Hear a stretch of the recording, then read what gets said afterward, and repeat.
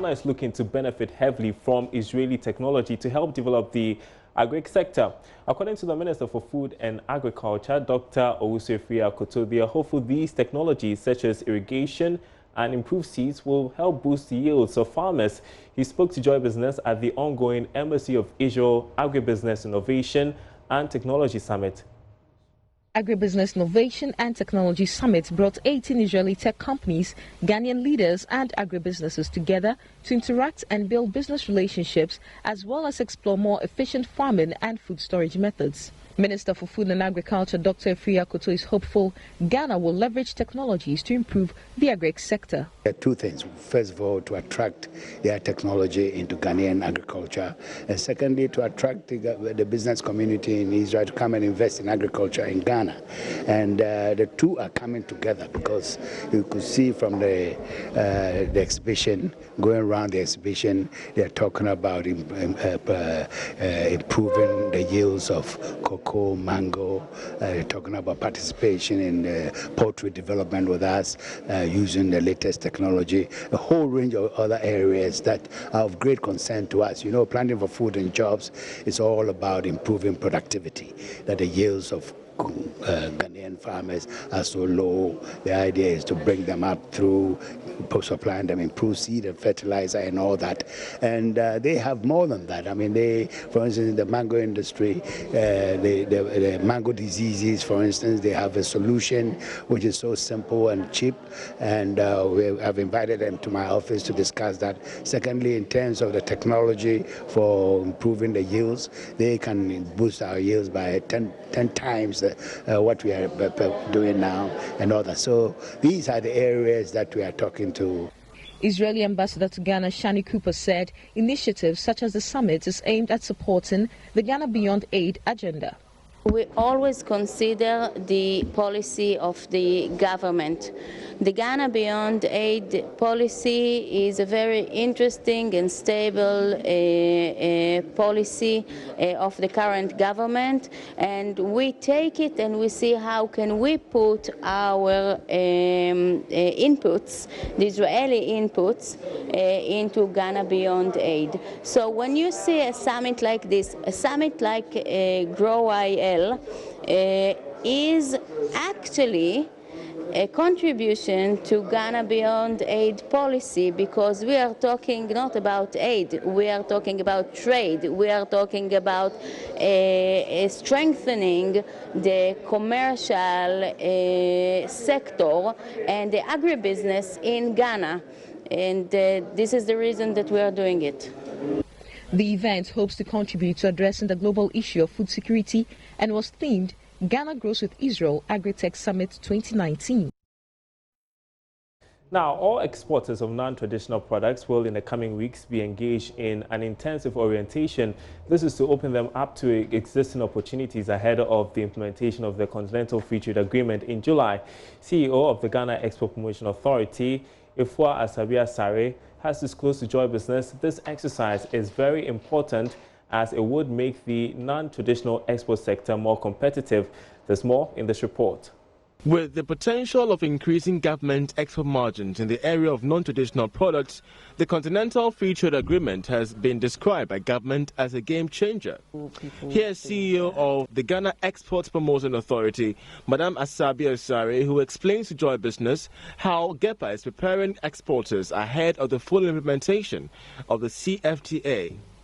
With the Continental Free Trade Agreement, we think that it will be better than before. You can trade across the whole of Africa. So it's not, if somebody comes in to trade with Ghana, it's not about just Ghana, but you have a bigger market of over 1 billion people to trade with instead of 30 million people. So for us, it's opening up Africa to all of us. It's opening it up to our exporters. We can go wherever we want to go. We may face some difficulties, but still, it's better than nothing at all. Are they prepared? Are the exporters prepared? So we are trying to prepare them to understand what the CFTA is all about. There's going to be a forum in a few days. There's going to be a forum to educate them. That's the beginning of our education of the exporters, for them to understand what this whole CFTA is about. She also re-emphasized the authority's commitment to achieving the $5.3 billion export trade target by 2021. Despite funding difficulties faced by non-traditional exporters, Madam Asabi Asari explained strategies being adapted to meet the targets. The exporters have their own difficulties that impedes their payment of their loans, and then this doesn't work well for the banks. I think that's what it is. Okay. So, no, it's a lot of people, a lot of exporters. You cannot help everybody at the same time. The Exim Bank is doing its best. We are also doing our best. We cannot support everybody at once. We are supporting, but it's still not enough. But we are doing our best. Exim Bank is doing its best. Yeah. So amidst all these challenges, we shall be moving on to the various programs that GEPA has initiated under your administration. But beyond all these challenges, I mean, you're still confident of meeting your targets for this year. Explain this confidence to us. Because we have put in place certain measures that we think will help us get there.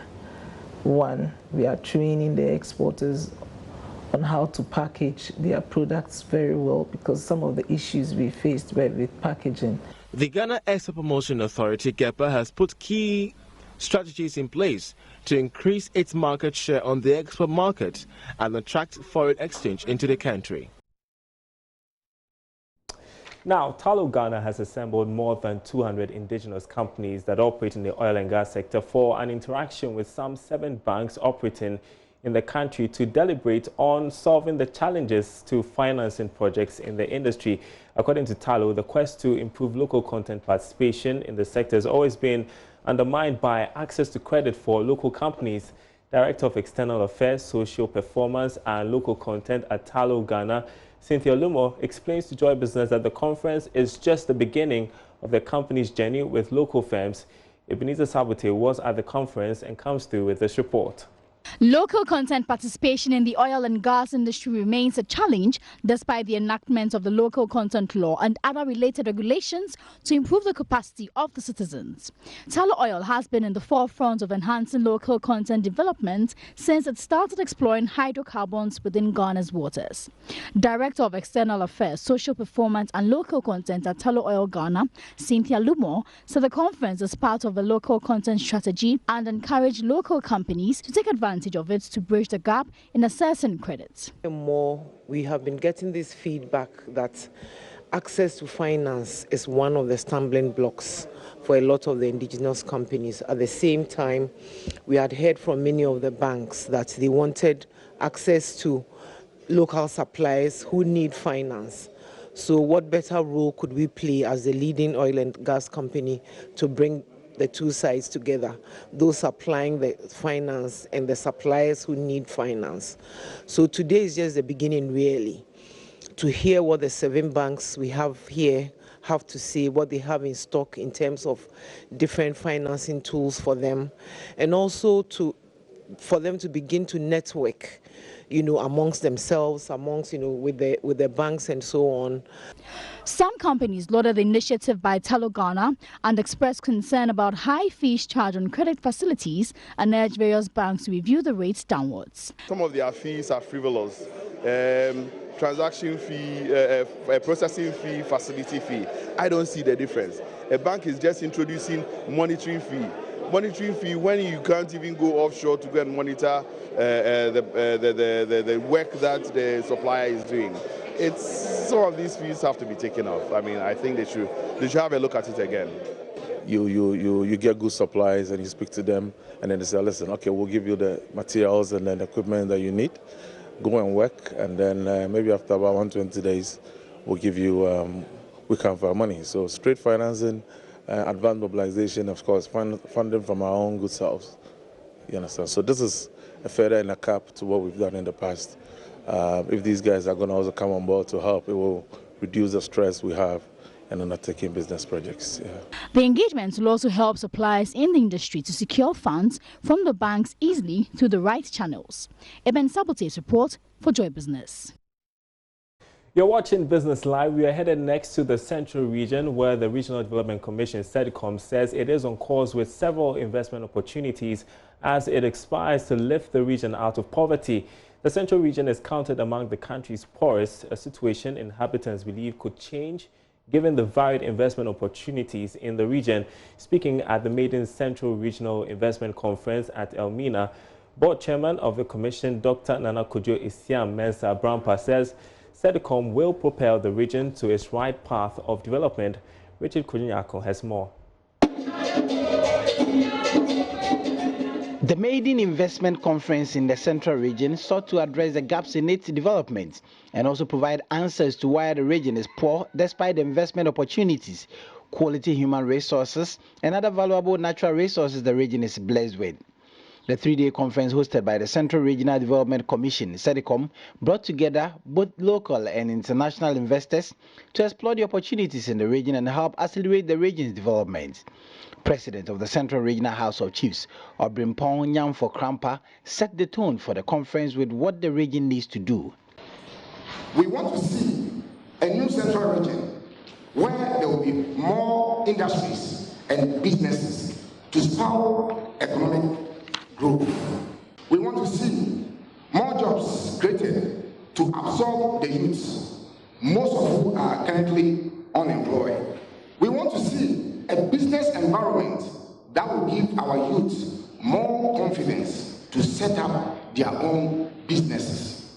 Our challenge currently is to harness the opportunities to create a new Central Region we want to see. Board Chairman of SEDCOM, Dr. Nana Kojo Isiam Mensah Brampa, is optimistic the just-ended investment conference will open many doors for the region. We started our journey not only by ourselves, but we interacted with Nananum of the Regional House of Chiefs. We've had at least 2 encounters with Nananum, the full house. And we went through very good discussions related to investment in this region. Many of the sons, as the Deputy Regional Minister said, who are pushing the development of this country are from this very region. Count the number of scientists in Ghana, and 80% of them are from Central Region. And where are the research results? How are we putting this for the development of our region? They cannot do that when they are there in the universities. But when you create the opportunity for us, for them, they can throw it down and we can make use of it. For the board chairman of MTN Ghana Limited, Dr. Ishmael Yamson, who is also from the Central Region, he believes a lot more needs to be done to attract the needed investment. He was hopeful the current crop of leadership of SEDCOM will make significant gains. When I was growing up, I never heard about the central government. Communities build their own schools, they build their own hospitals, they build their own police stations, they build their own post offices. Today, we all sit down and expect the central government to come and do everything. But I can assure you the central government, it doesn't matter which government is in power, has not got the capacity to give you all that you need to develop. So it means that we have to sit up and decide how we help ourselves. And luckily for us, there's so much money in the private sector. Indeed, there's more money in the private sector than there is in the government. The conference afforded participants a rare opportunity to network with both local and global investors in the spirit of attracting investment for economic and industrial development and ultimately create jobs for the people in the region. The theme for the conference was projecting Central Region as a preferred investment destination. Well, in other news tonight, the former managing director of Barclays Bank, Patience Achianu, now new group CEO of insurance firm Hollard, says she was not pushed out of office but just wanted to try something new. Mrs. Achianu last year resigned from Barclays, a move described by some industry players as a shock. This was after serving in Barclays Bank for almost 10 years. Now, speaking to Joy Business, she said her move had nothing to do with not being comfortable at the bank. Always been that kind of person that has made bold decisions. You know, I'm an accountant by training in finance. You know, nobody thought I would excel as a managing director, but I did. You know, and so being a visionary, I actually see what most people don't see. And I saw that this is an industry with a lot of potential. And with my experience in the banking industry, I thought I could add value and make a real difference. Yeah. So you don't think it was a risky area you were venturing into? Your comfort zone was the banking. You were doing so well in this banking industry. That was a big risk. It is a risk. But you see, you cannot mature without taking risk. You know, if you want to go up in life, if you want to do something significant, you've got to take risk. Of course, measured risk. And, you know, I don't leap completely in the dark. You know, I'm confident that, you know, my expertise so far will be valuable to an industry which is known for, for conservatism, really. So it's not like, you know, I'm totally green to the financial services industry, but it is a risk. And without this kind of risk, how can you go to the next level? How did you handle the close ones, the loved ones, the industry people? I spoke to some of your workers who were not happy about your move. How did you manage it? It was a difficult decision, honestly, and I don't take things lightly. And so I didn't take that decision lightly, and I went through moments where personally, let me admit to you, I wondered if I'd done the right thing. So even that was an inner turmoil, you know, where I struggled, you know, but now I'm quite comfortable that I made the right move, and I can clearly see the light.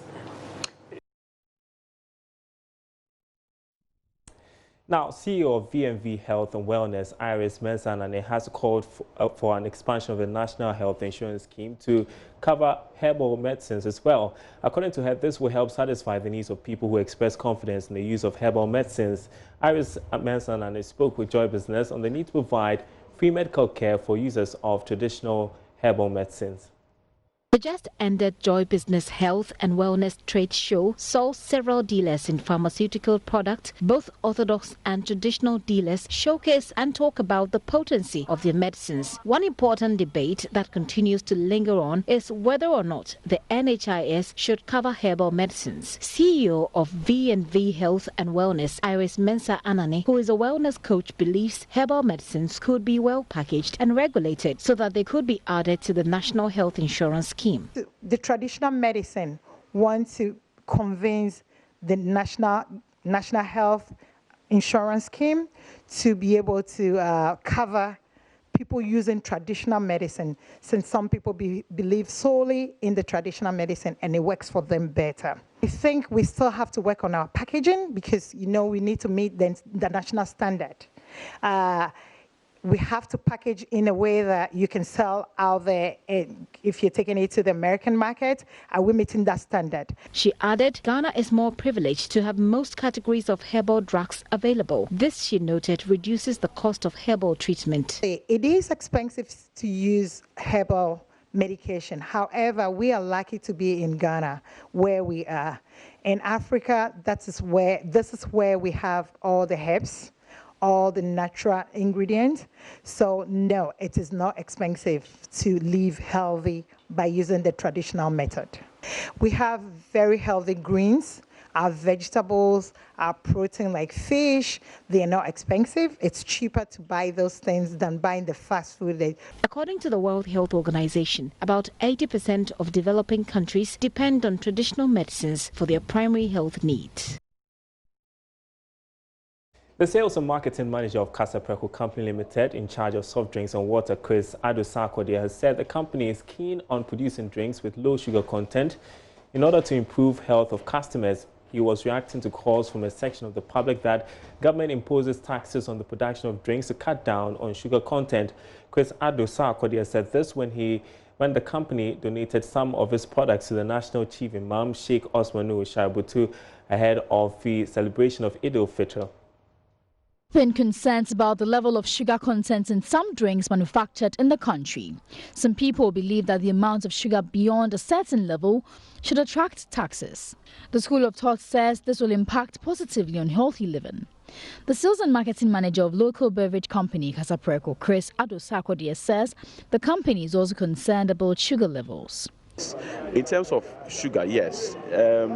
The company will certainly also try as much as possible not to churn out products which will be detrimental to the health of our consumers. So definitely and certainly we are mindful in terms of the level of sugar or level of sweetener that we use in our products, and we'll continue to give out the best products. As part of its corporate social responsibility program, Kasapreko Company Limited donated some soft drinks to the Chief Imam Sheikh Nuhu Shaributu to support the Eid al-Fitr celebration. He says Muslims constitute a major part of its soft drink customers. Kasapreko Company Limited started with the soft drinks manufacturing barely 3 years ago, and we can confidently say that most of our core consumer base happen to be Muslims, and so we couldn't have sat down, without coming here to do such an honest to them, knowing that they'll be finishing the fasting in a couple of days. He added the company has been complying with the tax stamp policy so far. The spokesperson for the National Chief Imam, Sheikh Arimaya Shaibu, lauded the efforts of Kasapreko and said this will help the Chief Imam cater for the needy.